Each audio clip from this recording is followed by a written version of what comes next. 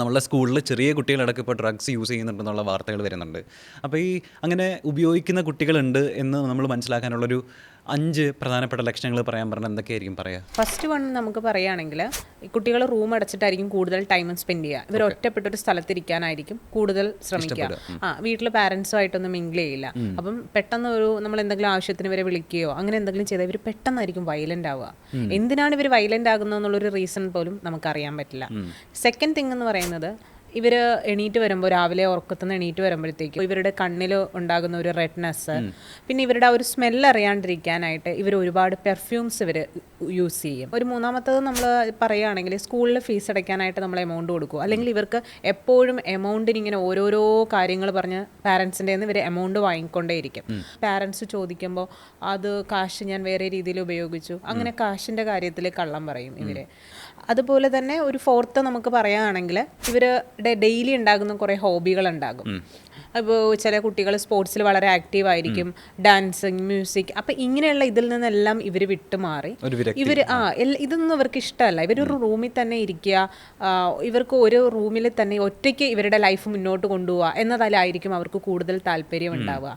പിന്നെ ഫിഫ്ത്ത് എന്ന് പറയുന്നത്, അമ്മയ്ക്കും അച്ഛനും അറിയാത്ത ഒരുപാട് കൂട്ടുകെട്ടുകളിലേക്കായിരിക്കും ഇവർ പോകുന്നത്. അന്ന് വരെ സ്കൂളിലുണ്ടാകുന്ന ഫ്രണ്ട്സ് ഒന്നും ആയിരിക്കില്ല പിന്നീട് ഉണ്ടാകുന്ന ഇവരുടെ കൂട്ടുകെട്ട്.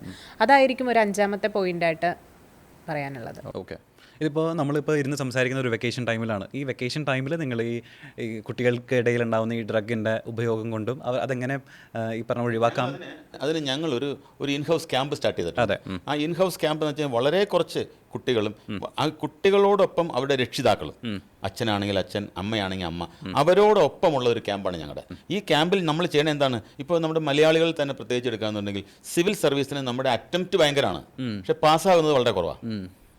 നമ്മുടെ നാട്ടിലുള്ളതായ സിവിൽ സർവീസസ് ഓഫീസേഴ്സിൻ്റെ 70% ഔട്ട്സൈഡ് സ്റ്റേറ്റ് എന്ന് പറഞ്ഞവരാ. എന്താ മലയാളിക്ക് ഇത് പറ്റാഞ്ഞിട്ടല്ലോ. പക്ഷെ അവരെ നമ്മുടെ ഇവിടെ ഉള്ളതായ സിവിൽ സർവീസ് കോച്ചിങ്ങിലേക്ക് പോണത് പഠനം കഴിഞ്ഞിട്ട് പോണതാണ്. ഇപ്പൊ തന്നെ പിടിച്ചുകൊണ്ടിരാമെന്നാണ് ഇഷ്ടം. പക്ഷെ അവനെ ബോധവൽക്കരിക്കണം. അവനെ ഒരു 8ാം ക്ലാസ് മുതൽ ബോധവൽക്കരിക്കണം. എങ്ങനെയാണ് ഒരു സിവിൽ സർവൻ്റ് ആകാൻ പറ്റുക, എങ്ങനെയാണ് ഒരു വേൾഡ് ബാങ്കിൽ ജോലി കിട്ടുക, എങ്ങനെയാണ് യുണൈറ്റഡ് നേഷൻസിൽ ഒരു ജോലി കിട്ടുക, എങ്ങനെയാണ് വേൾഡ് ട്രേഡ് ഓർഗനൈസേഷനിൽ ജോലി കിട്ടുക. ഇവിടെയൊക്കെ നമുക്ക് ജോലി കിട്ടാനുള്ള എല്ലാ അവകാശവും എല്ലാ സ്വാതന്ത്ര്യവും എല്ലാ കഴിവും നമുക്കുണ്ട്. പക്ഷെ അതിനെ നമ്മൾ ഗൈഡ് ചെയ്യണം. അപ്പോൾ ഞങ്ങളുടെ ഈ ക്യാമ്പിൽ നമ്മൾ എന്താ ചെയ്യണമെന്ന് വെച്ച് കഴിഞ്ഞാൽ, ഈ കുട്ടികളുടെ മനസ്സിനെ നമ്മൾ അവൻ്റെ ഭാവി എങ്ങനെ ശോഭനമാക്കാൻ പറ്റും എന്ന തരത്തിൽ തോട്ട് പ്രോസസ്സിനെ മാറ്റാണ്. ഈ തോട്ട് പ്രോസസ്സിനെ മാറ്റുന്നതിനോടൊപ്പം തന്നെ അവൻ്റെ ആരോഗ്യത്തിന് എന്തെങ്കിലും കുറവുകളുണ്ടെങ്കിൽ, അവൻ്റെ ശരീരത്തിലെ അവയവങ്ങൾക്ക് എന്തെങ്കിലും പ്രവർത്തനത്തിൻ്റെ കുറവുണ്ടെന്നുണ്ടെങ്കിൽ അത് പ്രവർത്തിപ്പിച്ചെടുക്കുന്നതിന് വേണ്ടിയിട്ട് മറ്റുള്ള സമയം ഉപയോഗിക്കുന്നു.